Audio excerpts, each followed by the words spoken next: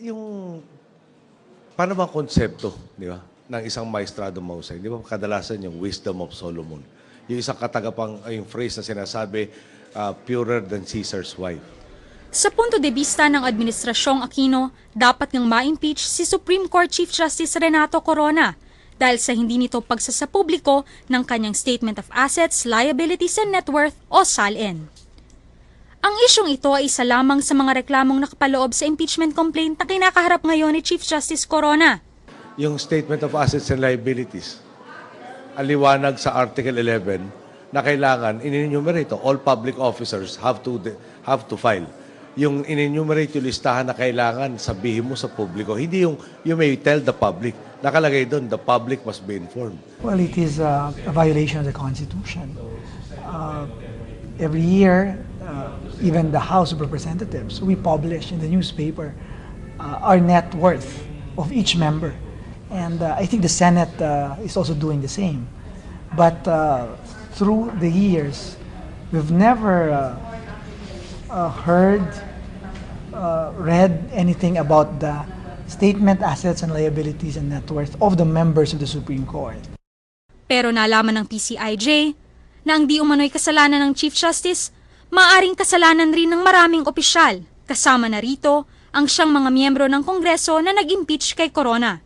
Mula September 2010 hanggang December 2011, 4 na request letters na ang pinadala ng PCIJ sa House of Representatives para hingi ng SALN ng mga mambabatas. Sa 282 mambabatas ng Kongreso, 2 lamang ang voluntaryong nagbigay ng kanilang SALN sa PCIJ. Si Jose Pangandaman ng Lanao del Sur at Maximo Rodriguez ng Abante Mindanao.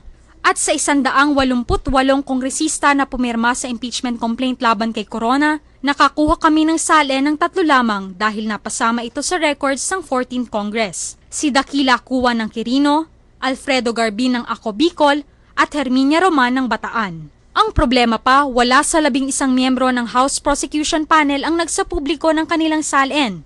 Ayon kay Congressman Neil Tupas, ang pinuno ng impeachment panel, ang House Secretary General ang dapat nagpapalabas ng SALN ng mga kongresista. We have not secured the SALNs of the House members, including all the prosecutors. Okay. Yeah, and that's a valid point to raise. There's a custodian here, and the understanding of the other members that it should be the Secretary General who will disclose it, because under the law, we file our SALN with the Secretary General. Ang dinahilan naman ng Office of the Secretary General, manipis raw ang rason ng paghingi ng SALN ng PCIJ. Ayon kay Director Roberto Maling ng Office of the Secretary General, hindi raw pwedeng basta-basta ilabas sa publiko ang SALN ng mga opisyal. Taliwas ito sa sinasabi ng House Prosecution Panel. To me, it should be disclosed by the custodian. But it is not we are not on trial here, meaning meaning Article 2 applies to the Chief Justice because he's on trial. But just to be fair to everyone, I think all of us should comply. Giit pa ni Congressman Tupas, naglalabas ang Kongreso ng listahan ng net worth ng mga kongresista taon-taon. Pero aminado siya na hindi pa ito tuluyang pagsunod sa Republic Act 6713 na nagsasabing kailangan rin isapubliko ang lahat ng assets at liabilities, hindi lang ang net worth. I think the law requires the disclosure of the statement of assets, liabilities, and net worth. So it should include the assets, the liabilities, not just the net worth. Maging ang bagong ombudsman na si Conchita Carpio Morales, may problema rin sa paglabas ng mga SALN. Ngayon, September 8, 2011, pumunta kami sa opisina ng bagong ombudsman. Pumunta kami para hingin sana ang kanyang tulong na maasistihan kami sa mga request na hindi inaksyonan ng ibang ahensya ng pamahalaan. Naisip namin na dahil bago ang ombudsman, magiging mas madali sana ang proseso. Hiningi ng PCIJ ang SALN at personal data sheet ni President Benigno Simeon Aquino, Vice President Jejo Marbinay, dating Ombudsman Merceditas Gutierrez, at pati na rin ang lahat ng SALN ng mga miyembro ng Kongreso, Constitutional Commissions, Justices at mga general ng Armed Forces na hindi umaksyon sa mga naunang requests. Pero ang sagot ni Assistant Ombudsman Asriman Rafanan, hingin raw ang mga SALN sa kanya-kanyang repository agencies at sundin ang memo ni dating Ombudsman Gutierrez sa pagkuha ng SALN. Ngunit tila hindi yata nabasang mabuti ni Rafanan ang sulat ng PCIJ dahil ang kanyang payo ay nagawa na.